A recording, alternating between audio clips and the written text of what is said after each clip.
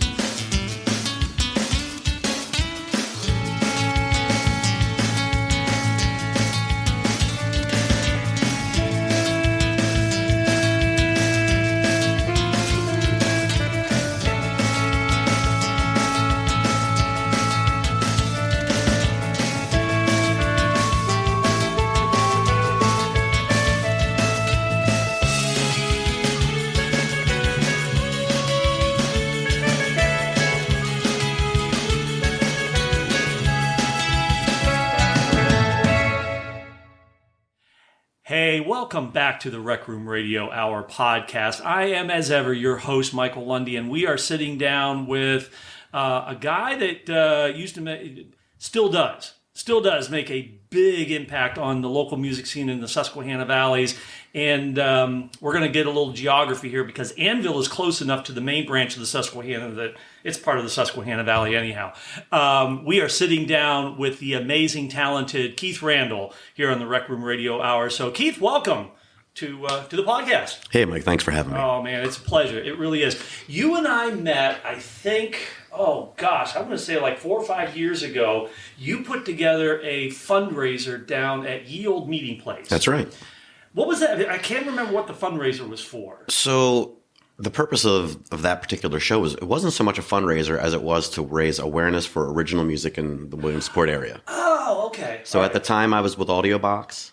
And then so we had 2 stages. We had an acoustic stage, which is, I believe, you were playing on the acoustic stage. Yeah. And then we had a full band stage, and then the night was headlined by the Small Town Titans, I believe. Yeah.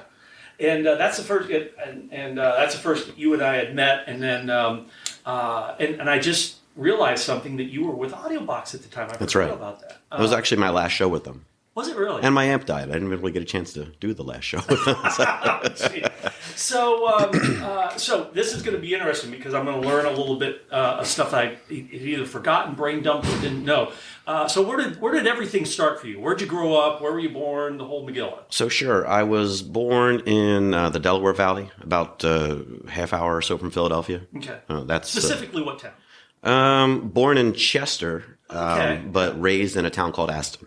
Got it. Okay. Which is a little further away there. Yeah. So most of my life, I've never had Philly more than maybe a half hour, 20 minutes away until 2006. Okay. I started off with a guitar in my truck, and I just started playing around. I had a booking agent at the time, and we ended up I ended up at the cell block, playing upstairs in their acoustic room.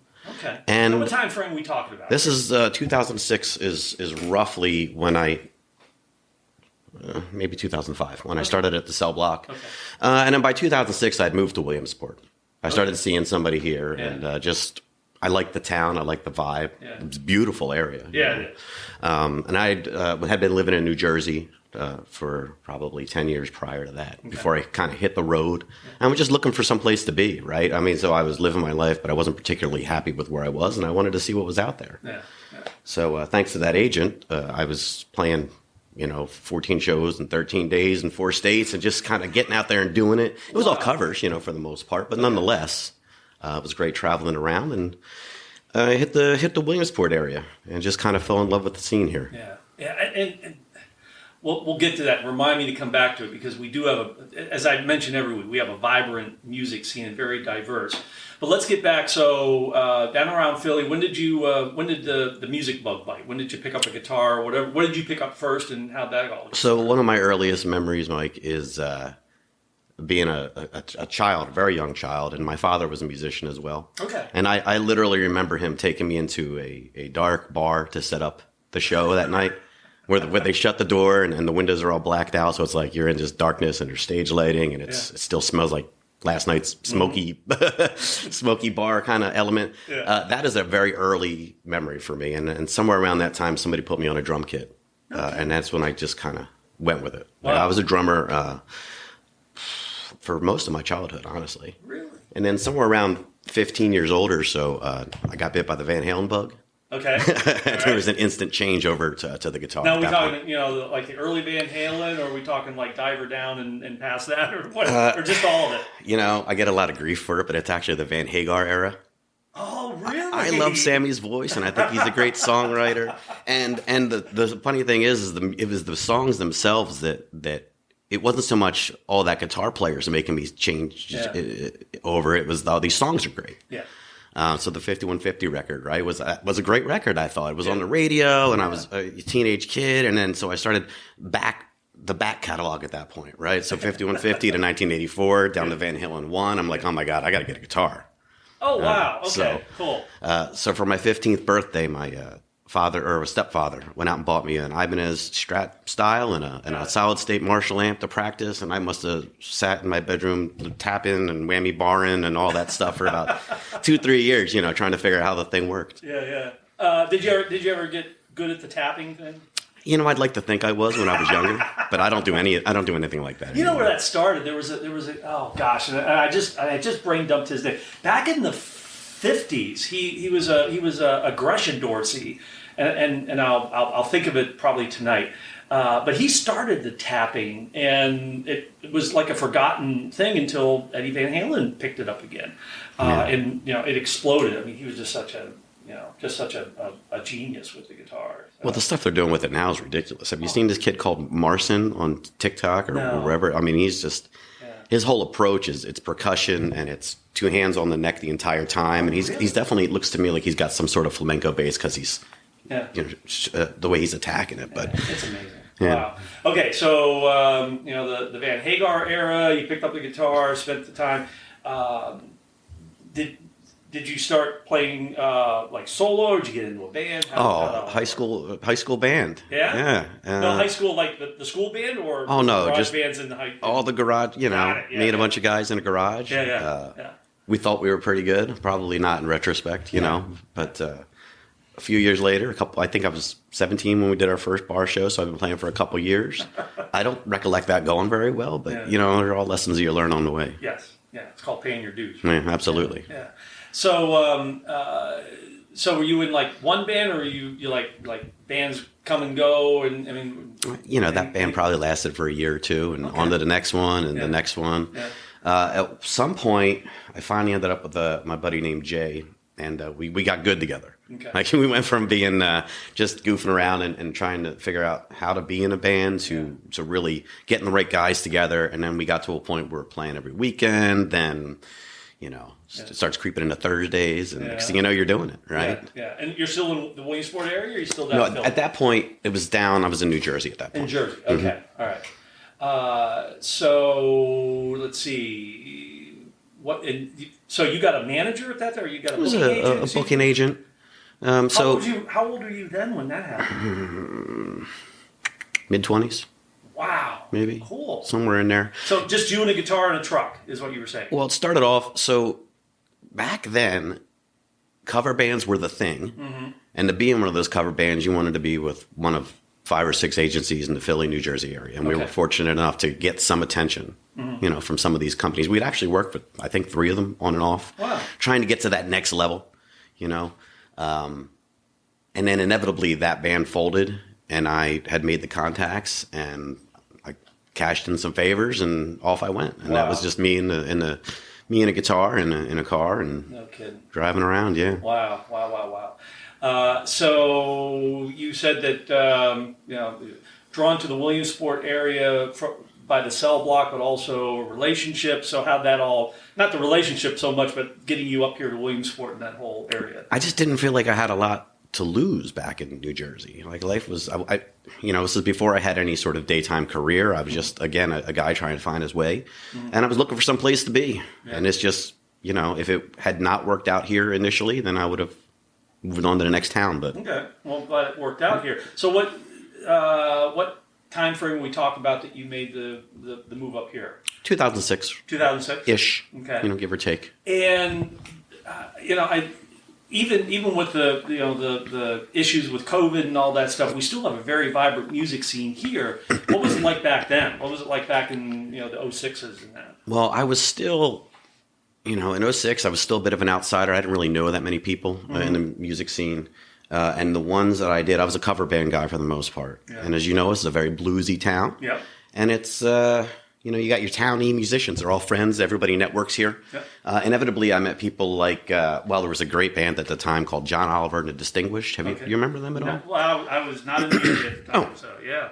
Okay, well, through them, I met one of the best drummers I've ever played with, and it's Keith Bashnick, who I'm sure you know. Yeah. Heck yeah. He's with Trip Delight, I think. That's right. Yeah.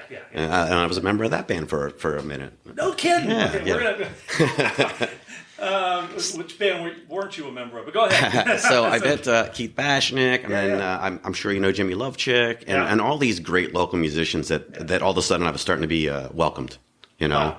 I started hanging out with Shane Whitman and was jamming with the Flip Side, and and I met Chris Bavard at that point. Yeah. And it's just been a great community to have been involved with. It is, and I think whatever community, and not only music community, but also an arts community or whatever, it takes you a little bit of time if you're from the outside, sure, to kind of work your way in. But for the most part, I would say the majority of the musicians in that are very supportive of each other, and very welcoming. But it does. I mean, it takes a little bit of time. Well, you've got the talent coming out of Uptown Collective, right? I mean, in this area, they're just spitting out talented musician after talented musician. Yeah. And then it's its own building network. It's a very unique and fantastic thing that Williamsport has as far as that program goes. That was the Uptown Music Collective. Well, see, you were already probably well out of their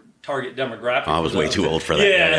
Yeah. When I grew up in this area before I left the area in 1980, I mean, we had nothing like that. But my gosh, if we would have had something like that back then. Could you imagine, right? Oh my gosh, yeah. They have it so well organized. And it really is. And like every month they put on a themed show in that. So it's a great resource we have in this area. So we're at 06. You're kind of established. What was like your first big, I don't want to say breakthrough, but like your first big band that really kind of felt good about? Well, I put a record out where I was singing on it, and it was a harder rock record. I'm not committed to one genre. Good. These days I'm doing instrumental stuff, but I mean I've put the blues hat on, the country hat on. I've been a rock and roller since I was a child, so So at that particular era, I was in a harder rock, and I put a band together behind it.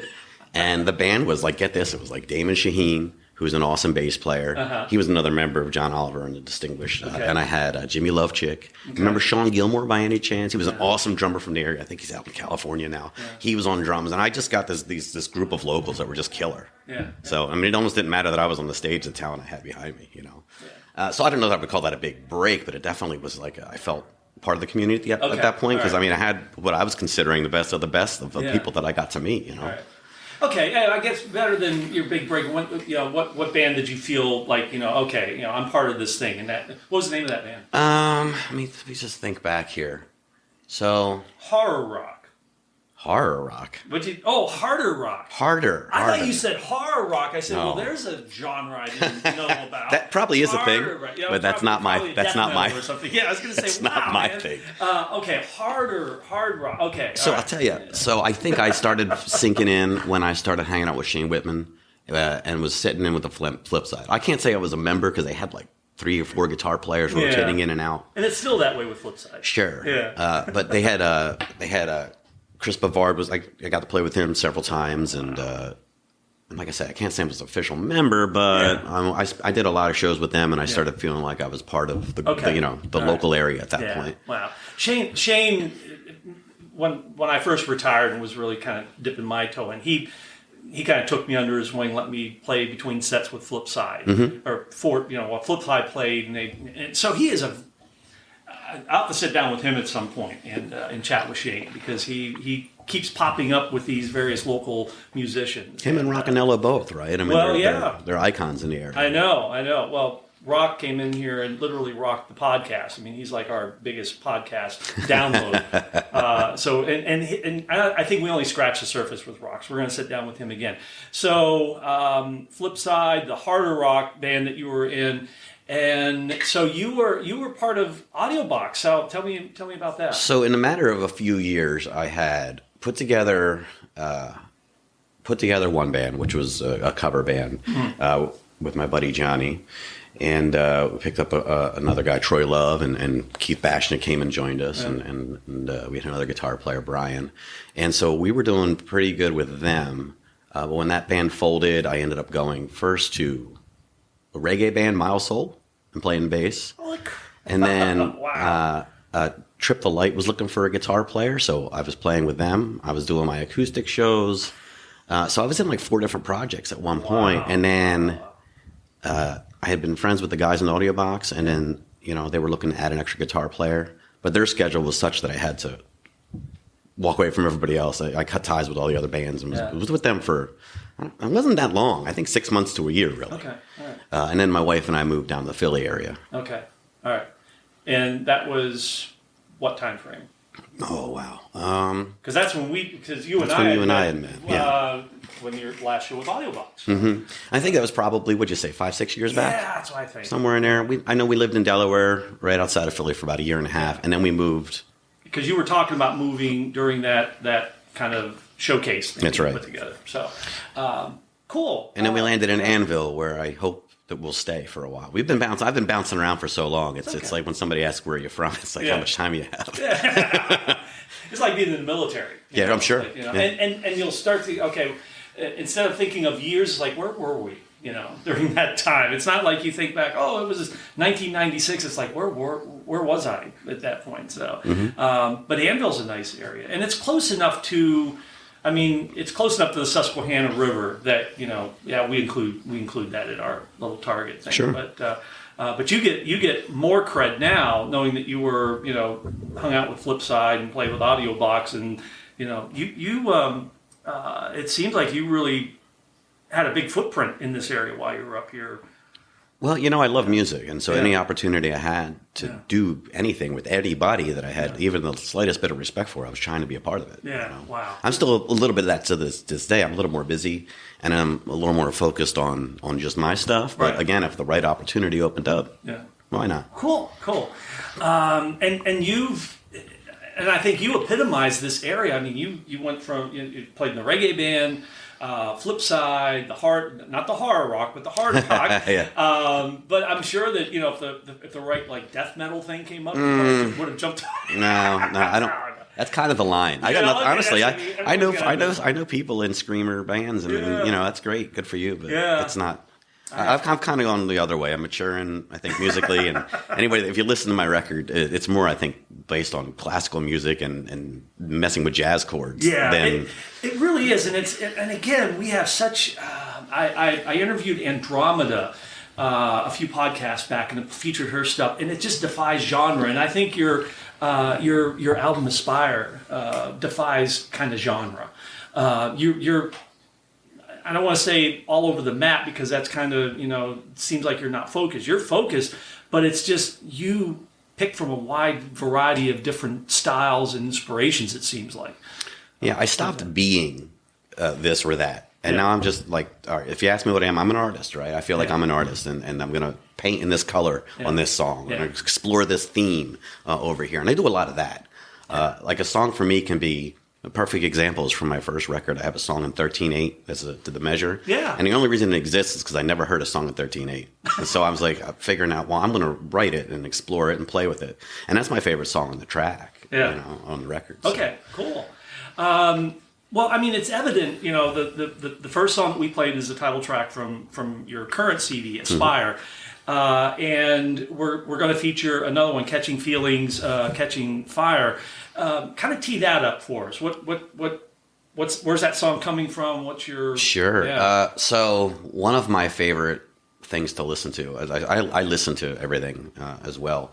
And so I love Latin music, and I love flamenco music. Yeah. And I can't say that I'm a flamenco player by any stretch of the means, but that doesn't mean that I don't mess with the technical approach to the chords, and I don't use a pick anymore. My whole record's on a nylon string, and so that's now what I play primarily, right? Okay. And so that song, it's definitely got roots in a Latin-based music. Yeah. Again, I can't say I'm a jazz guy, but I love playing with the chords and the structures of that kind of music. So it's kind of like a pop rendition of my interpretation of jazz, of a Latin jazz. Yeah. Okay. All right. So this is Keith Randall, and we're going to talk about your life and your music partner here in the next segment. But this is Keith Randall from his album Aspire, Catching Feelings, Catching Fire on the Rec Room Radio Hour podcast.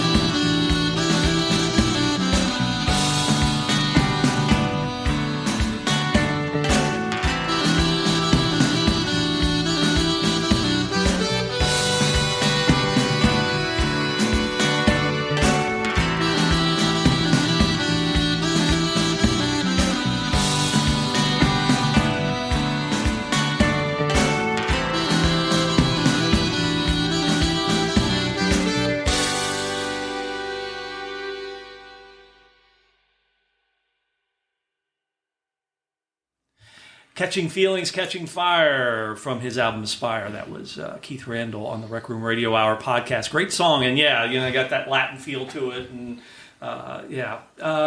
so is that just you is that you doing all the parts on not only that song but the whole album, or? No, and I'll tell you, my name is all over both of these records and written by Keith and composed by Keith and blah, blah, blah. But honestly, my wife, Sonya, is the sound of these records. So when we got married, I had no idea that she had the talent that she has. Really? Right? She had told me she had played flute in high school. I'm like, great, so did my sister, right? Yeah. What's that mean? Right. And then one day we're sitting around a campfire over at her parents' house, and she pulls out a violin and starts playing.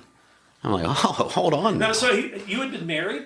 You were married at the time? Yeah, we were married, and I'd never seen her pick up an instrument. I mean, like How I said, long she had had you been married before she threw this on you?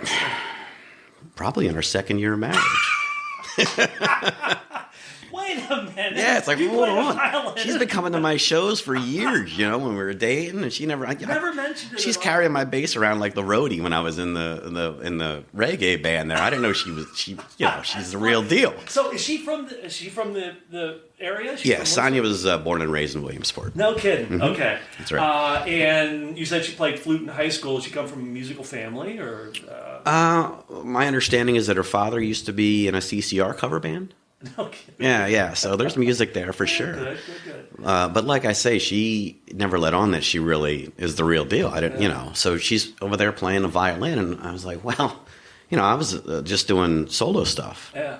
So I just started doing country covers because that way she could play fiddle and she can get better at this. Yeah. So I was writing the violin lines out for her in a, it's not like she was playing Paganini on the violin, but she was still making it work and making it function. And so I started writing lines for her to slowly increase her abilities. And for a couple of years, she was my bandmate, right? We played down the Jersey Shore, we played in the Philly area, and we would just, get around doing that as a duo. Yeah. Just let me backtrack on you just for a minute. Are you a classically trained, are you a paper trained musician, or is this all? Because you said you write out her charts and stuff like that. So when I was 18, I've been playing guitar for a while, and I just wanted to know how it worked, right? Okay. Like, what am I really doing besides like playing power chords and learning, different songs? Yeah. I wanted to study theory. So I took classical lessons for, 6-7 months. It wasn't very long, but the guy gave me this amazing textbook on music theory it was like a college level book. And I just went with it from there. And I've been a studier to this day. My light reading is a music theory book. That's my thing. Like, I love music theory. Wow. And so I've gotten it to a point where now I can write for other instruments and compose. Wow. And so if you listen to this record, like all of the music was written by me, even if I haven't performed it, right? I have no idea how to play a saxophone, but I know how the notes go and I know where the range of the instrument is. That's amazing. So I write all of Sonya's stuff out for her. Yeah. But still, she's got to have the talent to bring that voice to those songs. Oh, absolutely. Because I knew that she was on the album prominently, but I didn't realize that she played as much as she did. Oh, absolutely. So once I found out, like I say, we were doing the thing with the violin and me on the guitar, and then she brings out she has this beautiful cannonball saxophone, alto sax she'd had in storage, and she pulls it out and just starts ripping on it. Yeah. I'm like, hold on now, wait a minute. So she held that out on you. Yeah. So I gotta ask, what else is she holding out? She could be like a double agent or something. She's got a unique voice. Yeah. I'm hoping to record her voice at some point too. And, maybe take a step back from my records, and I knew she would like to do some devotional music. She's a very Jesus loving person, so I wouldn't mind writing some music for her to sing on because she's got a really cool voice, unique voice. That'd be great. But so she's got so many levels of talent, and she doesn't even know. Like, she's not even trying to pursue it. So I've always wanted to be a musician. So for me, it's like I wake up and I think about music, and I go to bed and I think about music, and there's songs I'm arranging stuff in my head. Yeah. And then Sonya just shows up and just kills it, right? Yeah.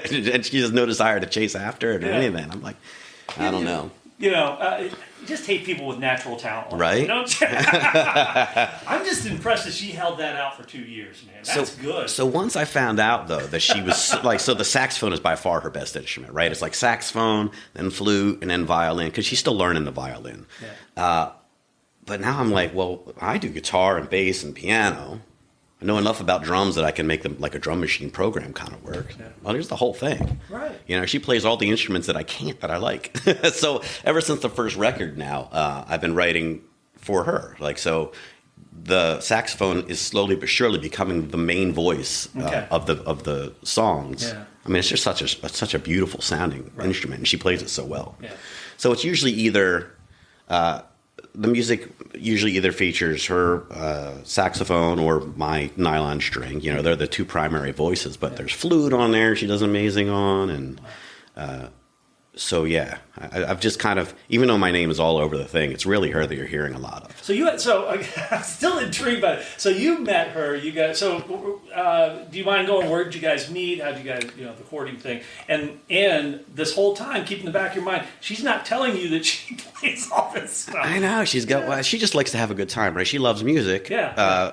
But as you know, and anybody that knows anything about music, is there's actually a lot of work behind the scenes, right? Yeah. It's not always fun and smiles, and so she just likes to have a good time. It's not that she can't do the work or won't do the work; she's just not interested in it. She just likes to enjoy music as it is, and so I write and she plays, and that's just the dynamic we've come up with. And again, the people like that because. Based on because I don't think I've ever heard her play live, because I think you played with Audiobox the time that we met, and I don't think she was on stage. She might have been up there dancing. But I remember talking to you guys. Anyhow, so so it's just, you said it's effortless, but the stuff on this album, the saxophone and all that, it's just it really is.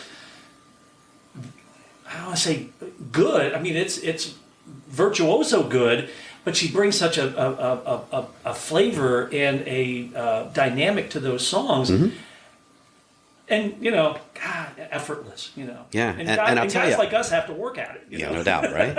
and so I write the notes, but I don't give her any dynamic notes other than suggestions, like maybe put a little vibrato on the end of that or something, just whatever. So the expression is all her. It's just I'm writing the dots out, right? And you can. This is a general statement. You can have all the theory in the world, but if you're not playing from the heart, I mean, you're just playing notes. It's true. So that's testament to that, but it's also testament to the fact that you're epically talented as well. Oh, so you guys are recording this. Are you guys doing this at home? Are you doing it in the studio? I have a little studio at home. Okay. I spend so many hours noodling around and tweaking things out and production stuff that I couldn't afford to do this on somebody else's dime or somebody else's studio. Yeah. It's what I do with my free time. I'm always mixing, tweaking. Okay. So I record everything, I mix it, I master it, I do the whole kit and caboodle, and I drive around in the car for hours and listen to it. I got 4 different stereos that I listen to it in, so I can, just trying to get better at it. I didn't go to school for audio engineering. Yeah. There are definitely guys that are better at it than I am, but it's for me, it's part of the learning process. It's part of the art. Yeah. It's not just the guitar, and it's not just the composition. It's literally making the sounds blend the way I hear them in my head. I interviewed Luke Schellenberger down at Blackberry Alley Studios, and I said, "You're a recording artist," and I don't mean that recording artist, Whitney Houston or whatever.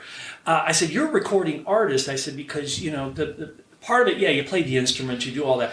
But the mixing and the mastering and knowing how this should fit, that is an art. Yeah. It absolutely. Really is. And like I say, there are definitely people that can do it better than I can. No. However, for me, that's my art. Like they're not going to approach it with the same love, and they're not going to hear it the same way as I am, because I feel like it's here, it's in the heart, right? Yeah, and that's what makes it so good, and that's what makes this album so good.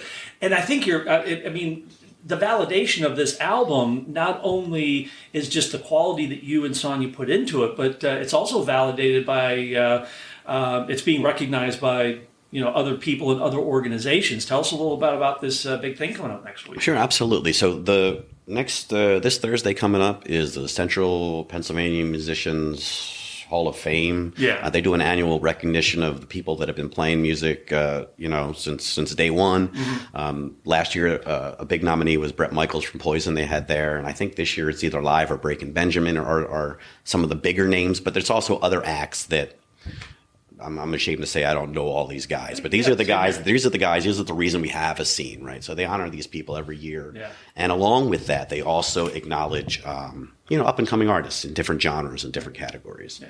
And then so this year, for my last record, I Feel It Too, it's been nominated for Instrumental Record of the Year by them, which is it's just an amazing.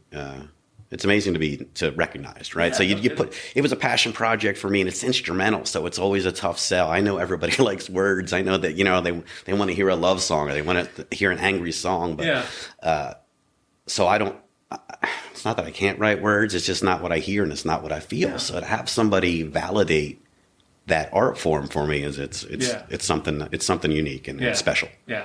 Okay. So I completely missed the bus on this. So Aspire is not up for it. It's your previous CD. That's right. Okay. All right. My bad. And it's okay. I'm hoping Aspire gets acknowledged next year. It should. I mean, damn it. But again, I mean, it's just so nice. And you had said it's so nice for your work to be recognized. But when it's something that, as you said, it's instrumental. So for that to be recognized, especially I think it just speaks to the acceptance and the versatility and the broad spectrum of talent that we have in this area. That an instrumental album gets recognized and validated by this organization. So that's next. Now this will come out.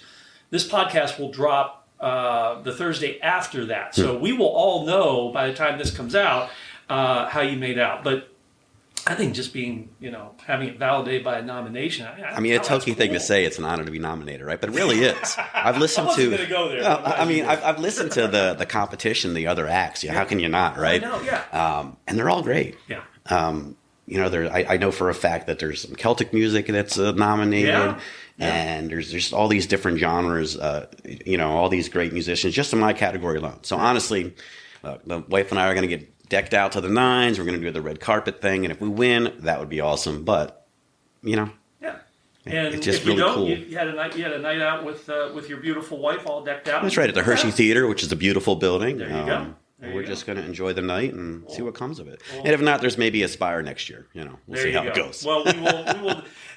Our humble little radio show and our humble little podcast, we will do what we can to help you out.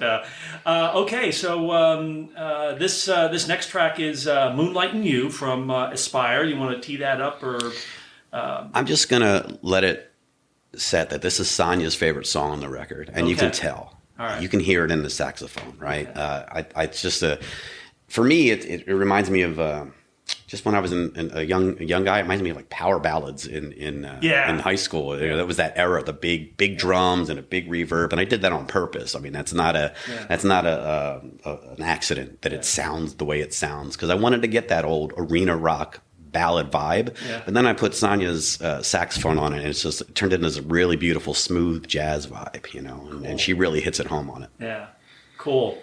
So it didn't come out quite the way you thought it was going to come out, the saxophone. Bad choice of words. It's all right. No, the saxophone came out. Yes, it kind of evolved in a different way than you originally planned, or well. Like I say, I was looking for a power ballad vibe, and by the time she put her touch on it, it really took on more of a smooth jazz. It's just beautiful. Yeah. She took it to another level. Yeah. Yeah. Well, you both take it to another level, but we're going to give her props on this one. So this is "Moonlight And You," Sonya's favorite song on the album, from Aspire by Keith Randall. I'm going to say Keith and Sonya Randall. Fair enough. Yeah. It's like, Paul and Linda McCartney. Come on. It's like Keith and Sonya Randall from the album Aspire. "Moonlight And You" on the Rec Room Radio Hour podcast.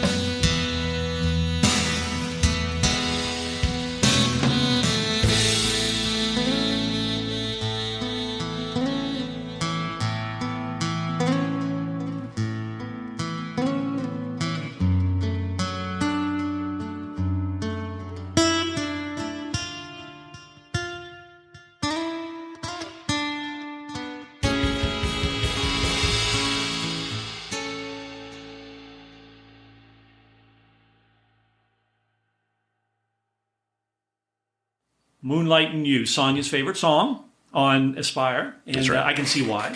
It's very, and you're right. She does bring something pretty special to the table with not only that song but also everything else on that album. So you done good. I'm still curious what the heck else she's holding out on us. Right? You know, it's like, well, you know, I did win a Fulbright. I've figured out the the quantum mechanics thing or something like that. You know, she's holding out some other stuff. So you done good, my friend. Very good. I think so. Yeah.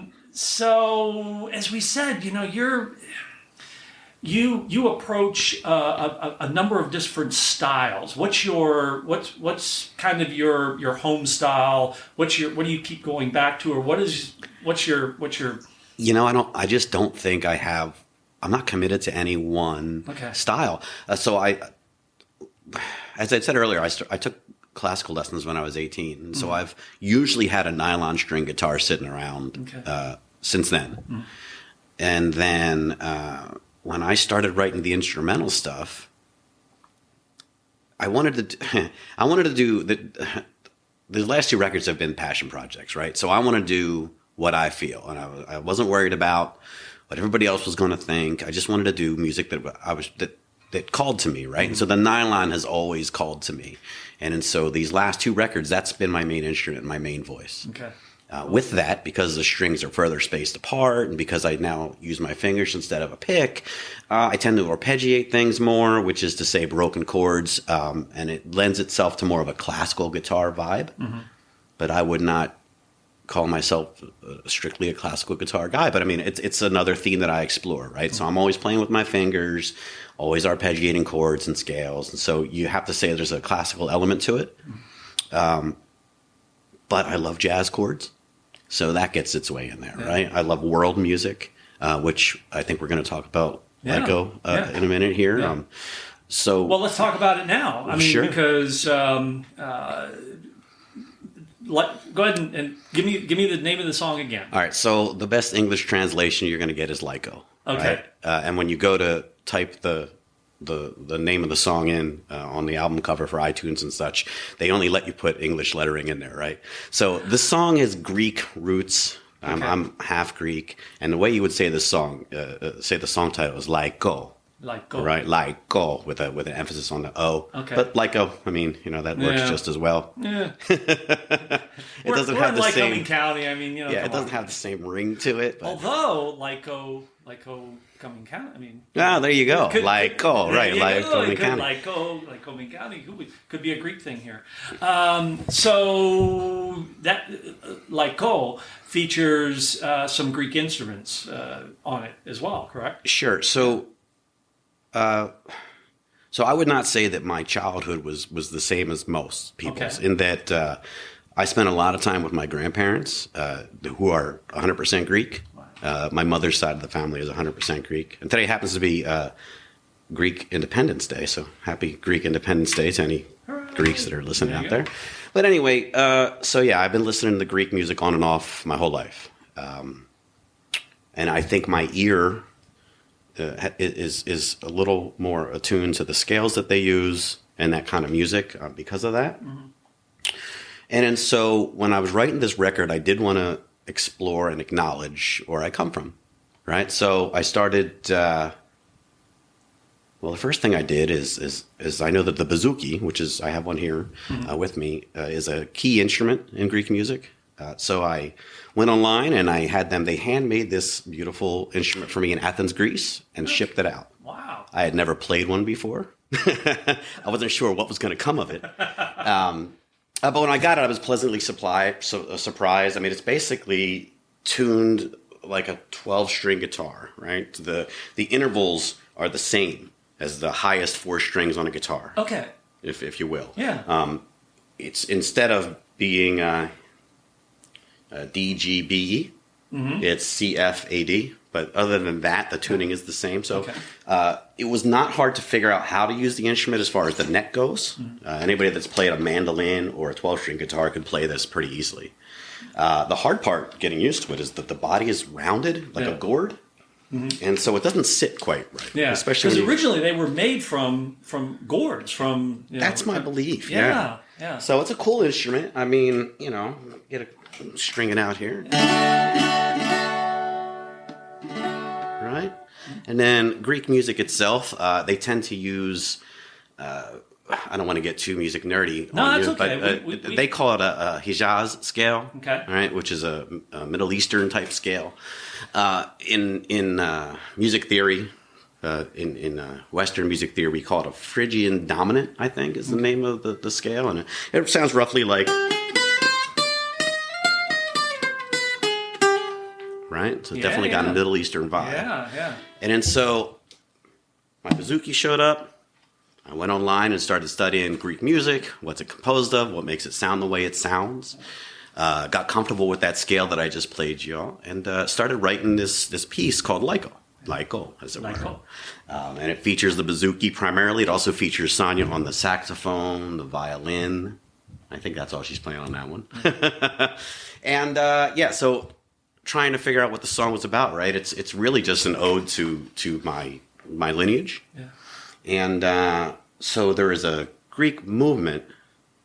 There's a movement in Greek music called Laikó music, right? And so what they basically do is they take your traditional instrumentation, but they do it with modern pop production. Okay. Very similar to like a Enrique Iglesias would do for Latin music. Okay.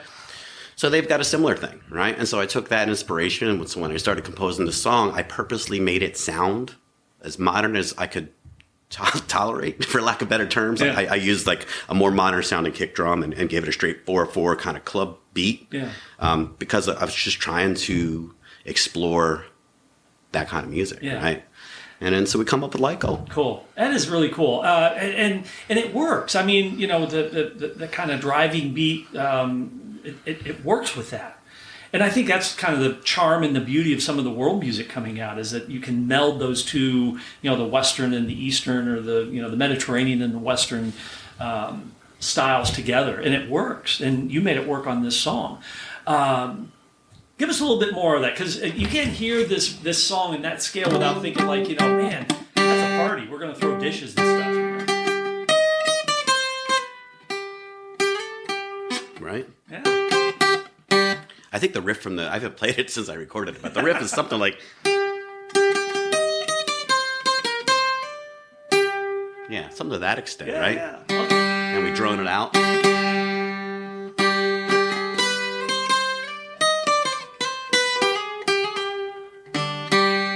Absolutely beautiful. We'll have photos on this. I can't load them up on the podcast, but I'll have them on the Facebook page of Keith and the bouzouki. Now, interestingly enough, and you probably know the lineage of the instrument, it's also prominently featured in Celtic music as well, correct? Celtic music, Spanish music, Mediterranean, basically that whole Mediterranean area. Yeah. And it has worked its way definitely up to Celtic. Their bouzouki's are, I believe... They're not rounded in the back; they're flat, and I've seen them in both the round and the triangle shape. Yeah, right. There's a lot of different instruments that have spawned from. I think the lute is the proto instrument, right? Okay, all right. And they've kind of grown from there. Well, that's going to be my next question. The bouzouki is a Greek instrument, though. I mean, it originated in Greece. Hard to say. I mean, there's a Greek-Turkish border, right? Yeah, okay. And depending on what decade, that area is either Greek or Turkish. And this instrument is originated there. Okay, but it's segued or meandered its way into various other musical styles and musical cultures. That's right. Yeah. Michael Miller from Celtic Wooden Wires plays bouzouki on a number of their songs, and so that was my first encounter with the bouzouki, and I said, well, I'm pretty familiar with bazookas, but not with the bouzouki. Well, great, good. So before we tap into Laikó, we started doing something called a rig rundown. So you mentioned your nylon string. We've talked about the bouzouki. What other, what other instruments do you have? What's your favorite guitar, favorite amp, stuff like that? Sure. So for the last two projects and for the foreseeable future, I'm just going to be using the nylon. But the nylon has its own pedal board, which is a little sophisticated. Yeah. because when I do play these songs live, and I fully intend to, I want to be able to capture the production value of the studio work, right? So I've got what's called an Eventide H9. Yeah. Primarily, that's a harmonizer pedal, but within that pedal is every other like chorus and flange and delay and reverb and everything you could ever imagine squeezed into a little box. Yeah. So I've got that, and I've got a very basic reverb that I usually have on all the time because the nylon guitar is very dry and the notes are very percussive, and you hit them and they stop, right? So you add a little reverb, and that's like the nylon guitar sound. A little bit of delay behind it as well, just to fill up the sound, being my main instrument. But that's this particular rig. I mean, I've had so many amps, so many guitars, so many basses in my time. And do you still have them, or have you sold them? Well, on the record, I'm using on the records prior, I've been using a Fender J bass, but I've just upgraded to a fretless Fender J bass. Nice. Love the sound of that, and as I'm recording the next record, which I've already started doing, the J bass is now finding its place in the mix, right? It's a beautiful instrument. Yeah. And I've always been a Strat guy, so I've had Les Pauls, and I've had, never a PRS, but almost every other guitar type I've messed around with. I've always been comfortable with the Strat. I like the way it sounds. I like the way it sits. Looking at them, I've always thought that's a sexy guitar, right? Yeah. The Stratocaster. I love the cut of it. It's like the Van Halen shape, like I mentioned prior. Yeah. Like that was my guy early on. So I still have a nice American Strat that sits on the wall, and I'll use it to record somebody else, or if I do a devotional record for Sonya, I'll probably bust that out. Yeah. But it's not going to be part of the Keith Randall records, at least for any time coming, because I'm coming to kind of develop this sound with Sonya between the nylon, the now fretless bass. We've got some pianos, drums, and then her sax and flute and violins. I mean, we're kind of building our own thing, and I don't want to mess with it. I just want to develop it more. Because this is great. If the album Aspire is kind of the basis for this sound, don't change a thing. Yeah, just expand on it. And that's the plan. I mean, she's looked at clarinets. You never know what she's going to pick up, right? She might not know how to play one now. Yeah, I mean, who knows? Well, that was the running joke when we were doing the duo. She would be playing like harmonica, saxophone. I would make jokes like, "Oh, we're gonna get her like, I don't know, a harp or something, sit her in the corner and she can play that," because it doesn't take her long to figure these things out. She's not here, but you really hate people like that. They just pick something up like that. I've known people like that, and it's just like, you just envy them. Yeah. Because for guys like you, for me, it's work. I've been studying music for forever, right, to get where I'm at, and she's just naturally got a talent, which is so. Like I said, this whole podcast is very free form in that. So I just thought of another thing to do. We're going to start doing rig rundowns. Part of the rig rundown is what guitar or amp do you regret getting rid of and you want to get back? Is there one? It's a tough one. Yeah. I had a nice Fender Deluxe tube amp, which was pretty sweet. Yeah. I parted ways with it because I wasn't using it, and it's just collecting dust, and it needs to be played somewhere, right?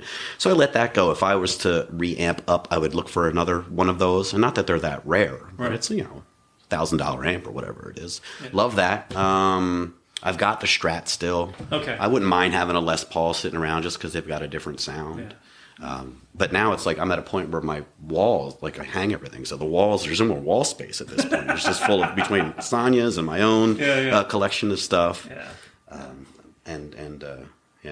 Cool. Tons of pedals too, come and gone since then, right? Okay. I'm a big pedal guy. I've always loved just trying the different ones. I have pedals, and then I find I get them and I don't use them. But what this will probably go in my dumb question file. But what's your favorite or most inspirational, or the pedal that man, this is this is the pedal?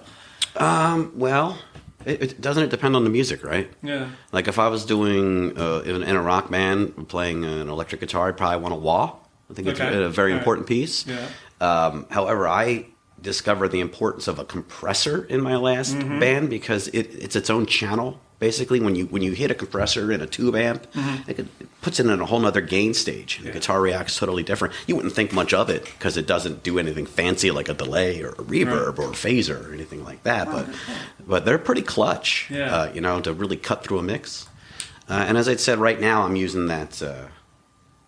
I used to have a really big board, and it's like you say, like some of the pedals just sit there and take up space, and a cable might come loose, and now you're like trying to troubleshoot in the middle of a gig, and you're like, I don't even use this one. Why am I? So now that I got everything down on that Eventide H9, I think that's it, right? Because it's got all the different effects in there, and honestly, the music that I'm recording and playing now isn't really pedal-ish, but I want to be able to, like I said, I want to be able to get the same production value as the record. Right. So that's where the H9 is nice. So last question before we go out on Laikó.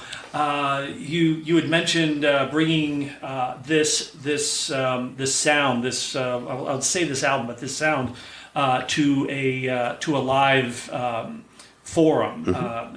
What's that process going to be like? Because this seems to me. I don't want to be negative. It sounds like it's going to be tough to pull off. I agree. With the technology today, it's certainly doable. Well, so what's your approach to that? For me to do it, it would just take a lot of the right musicians. I wouldn't go out with just Sonya and I and pre-recorded tracks. I like the idea of a live drummer, a bass player. Sonya would be probably just playing the saxophone, which means I would need to find a flute player or somebody that could flute and also do harmony runs on the sax, because there's a lot of harmonies of thirds and such. Right. So I think it would end up being a 6 or 7 piece band, and it wouldn't be a sit in the corner and play cover band. Like, it would just be to do these records.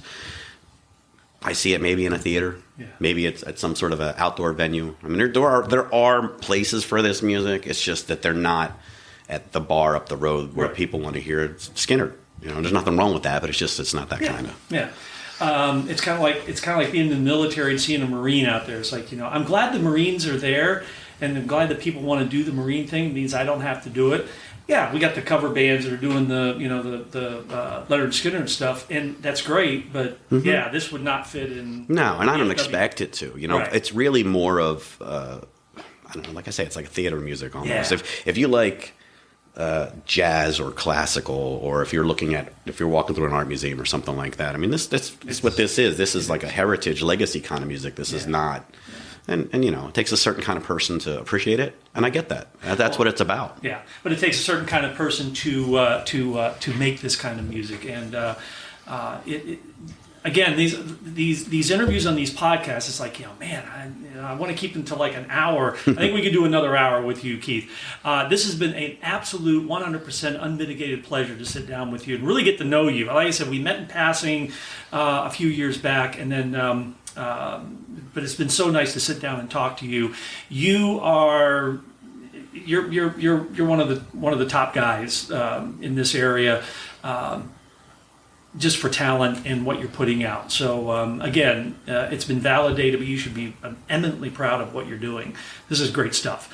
And we're going to play out with Laikó, and you've kind of talked it up a little bit. Anything more that you want to say about it? No, I'm gonna let the music do the talking at this point. Well, we appreciate it. You came by to talk with us on the podcast, Keith, and give our best to Sonya. And if she drops any more secret stuff on us, let us know. Maybe she's working on Cold Fusion or something. She could be working on that. And if she does, let us know. But in all seriousness, as you're working on this new album, keep us in mind. We'd love to get some exclusive stuff. Absolutely, Mike. It's been a pleasure. Keith, it's been a pleasure. Thank you so much. And we're going to play out with Laikó on this episode of the Rec Room Radio Hour podcast.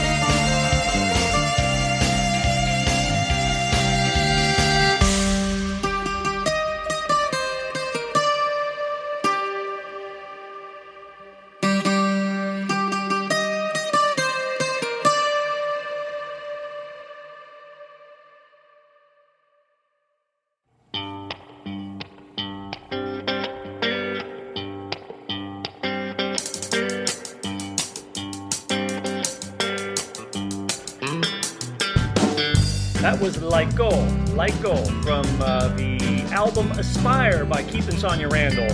And we really thank Keith for stopping by the WXPI studios to chat about that album and everything that we talked about. It's a great guy, and we look forward to hearing some more stuff from both he and Sonya later on this year. And thank you for listening to the Rec Room Radio Hour podcast. And you can listen to the Rec Room Radio Hour featuring 100% local music from the central Susquehanna Valleys each week on WXPI Radio, 88.5 on the frequency modulated dial, 6 p.m. Eastern Time on Tuesdays. And you can also listen to it on WXPIRadio.org. And while you're there, please consider making a financial contribution to our station so we can keep doing what we do here. Thanks to the Clark McLean Band for our theme. Until the next episode, ladies and gentlemen, please don't fret, stay tuned, and play nice. Bye-bye.